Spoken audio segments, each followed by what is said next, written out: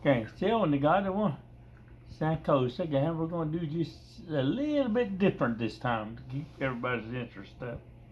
I'll tell a story in English, then in a day or two, I'll reverse it back to Turkey. So this is what I'm going to tell you tonight. It's going to be in English. And remember, next time you hear me talk, it'll be in Turkey. Okay, this is about when we was growing up.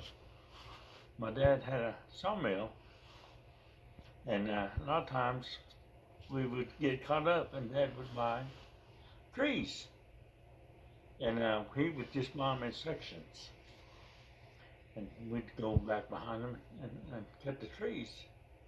And, and this one particular deal was farmers that lived, I don't know, several miles from us, but we bought this timber, and we was up there on top of the hill one time, and there was an oak tree up there, open, but there's a big old oak tree, a big one. And so we went up there and cut it down, limbed it out and everything, and we was gonna make ties. I think it was back then. He was, that tree was good enough to make a 10-foot tie, so we cut a 10-foot section off. But when we cut the top off, sometimes when the trees are kind of leaning off the ground, when they fall, they tend to roll a little bit. In this particular case, we was way on top of the hill. And when it fell, when we cut it all the way through, and it fell and hit the ground, that log started rolling. I mean, rolling down the hill, and it was a big log. And that grass was yay tall, and they just mowing that grass down. There was sprouts up there, and they just mowed the sprouts down. And one of my brothers said, "Oh, it won't be so bad." He said, "We can just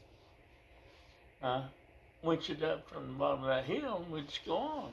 So we followed that tree as it was going. And right before we got to the very bottom, the heavy side curved up that path a little bit. We was following that where it had rolled through. And where it had curved a little bit, I'll be dogged if we didn't run over that farmer's calf. He was down there sleeping. And in his squash team. And we thought, golly, what in the world are we going to do? He said, if we don't tell nobody, we might get away with it, but Dad was scared about it. And then we'd really be in trouble. So we finally decided that we'd just go tell the farmer what we'd done. We went up to the farmer's house, knocked on his door. He came out and I said, "Hey," I said, "we squashed one of your calves down there." And he said, "Well, let's go look at it."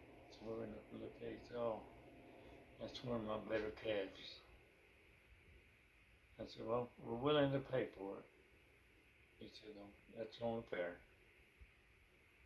And back then, I think he charged $200 for maybe calves were selling for maybe a good calf, maybe $100. But anyway, we paid it, and we went on. And here we thought we was gonna make money that day, but yet after we squashed the cow, you know, our profits went down a little bit. So that was one of the things that always happened to us when we was doing something and was always in a hurry. And I thank you for listening to this story. And the next time we will translate it to Cherokee. What don't?